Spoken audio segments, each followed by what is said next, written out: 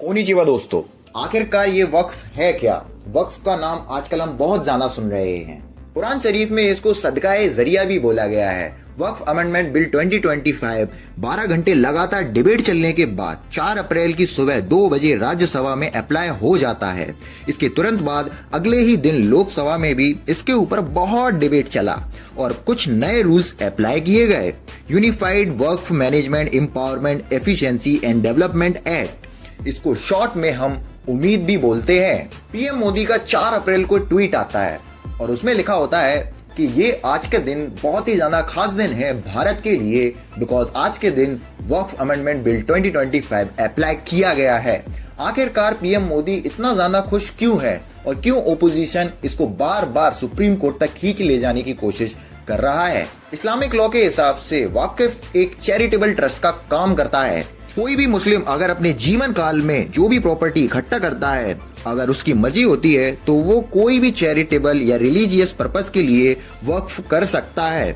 एक बार आपकी प्रॉपर्टी वाकिफ हो गई, वो प्रॉपर्टी अब आपकी नहीं, वो प्रॉपर्टी अल्लाह को ट्रांसफर हो चुकी है। या खुदा, क्या बात है। इसके बाद इस प्रॉपर्टी को मुताबली यानी मैनेजर संभालेगा।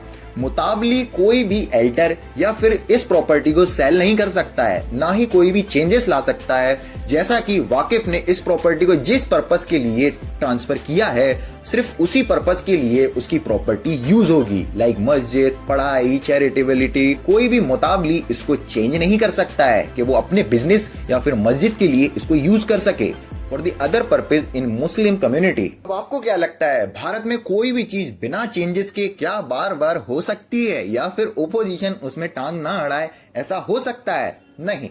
इसीलिए अब 1930 में मुस्लिम वक्फ वैलिडेटिंग एक्ट लाया गया, 1923 में मुसलमान वाकिफ एक्ट लाया गया, इंडिपेंडेंस के बाद 1954 में सेंट्रल वक्फ एक्ट लाया गया। इसको रिप्लेस किया गया था वक्फ एक्ट 1995 और एंड में 2013 में भी कुछ चेंजेस लाए गए, जिसको हम वक्फ अमेंडमेंट बिल 2013 भी बोलते हैं। उसके बाद अभी राइट नाउ 2025 में ये मेन अलग टाइप का चेंजेस लाके वक्फ एक्ट अमेंडमेंट बिल 2025 लाया गया है। आज अगर हम पूरे भारत में देखें तो टोटल 32 वक्फ बोर्ड्स हैं, अलग अलग स्टेट्स के और अलग अलग सेंटर्स के। एक नेशनल लेवल पर भी सेंट्रल वक्फ काउंसिल भी बनाई गई है। अब ये जो अमेंडमेंट बिल लाया गया है, इसमें 2 सबसे बड़े चेंजेस हुए हैं, वक्फ बाय यूजर में और वक्फ सेक्शन 40 में। वक्फ बाय यूजर बोलता है property that may not have formal Waqf deeds और registration but have been in continuous public use for religious और चैरिटेबल पर्पस। यानी कोई भी ऐसी वक्फ की प्रॉपर्टी जिसके पास कोई भी रजिस्ट्रेशन या फिर उसके लिखित पेपर्स ना हो, तब भी हम उस प्रॉपर्टी को वक्फ मानते हैं। फॉर एग्जाम्पल, कोई भी ऐसी मस्जिद या फिर ऐसा दरगाह जो 400-500 साल पुराना है, बट उसका कोई भी रजिस्ट्रेशन या फिर कोई भी पेपर्स आज उसके मौलाना के पास नहीं है, तो हम उसको भी एक वाकिफ की प्रॉपर्टी मानते हैं। बट ये कहीं ना कहीं थोड़ा सा दिक्कत वाली बात है। एज ऑफ ओपोजिशन, ये लॉ 2013 में वक्फ अमेंडमेंट एक्ट के द्वारा लाया गया और इसको ये गवर्नमेंट भी थोड़ा बहुत प्रमोट करने की कोशिश कर रही है, बट कुछ मेजर चेंजेस के साथ। ठीक इसका उल्टा वक्फ सेक्शन 40, इसका मतलब अगर वक्फ बोर्ड को लगता है कि कोई भी प्रॉपर्टी उनकी है, तो वो उसके ऊपर सर्वे करके उसको वक्फ के अंदर ले सकते हैं। वक्फ सेक्शन 40 एकदम अलग है इससे।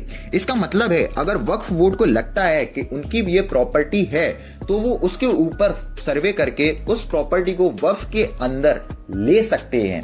बट बीजेपी गवर्नमेंट इससे बिल्कुल भी सहमत नहीं है। इसीलिए अमेंडमेंट बिल 2025 में इस एक्ट को टोटली हटा दिया गया है। अगर किसी को लगता है कि ये प्रॉपर्टी वक्फ की है, तो उसके ऊपर सर्वे होगा, रजिस्ट्रेशन होगा और रजिस्ट्रेशन के पेपर्स देखे जाएंगे।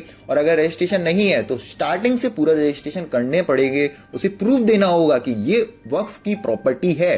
क्योंकि पूरे भारत में 9.7 लाख एकड़ प्रॉपर्टी वक्फ बोर्ड के पास है और इसके कुछ वक्फ बोर्ड मेंबर्स बहुत ही इलीगल तरीके से इस्तेमाल करते हैं, बहुत ज्यादा इससे पैसा अपनी जेब में भरने की कोशिश करते हैं, जो कि रिलीजियस पर्पस के लिए ये वक्फ की प्रॉपर्टी को यूज करना था। तो आपको क्या लगता है, क्या ये गवर्नमेंट सही डिसीजन ले रही है या फिर ओपोजिशन फालतू में उनके ऊपर गलत गलत एलिगेशंस लगा रही है।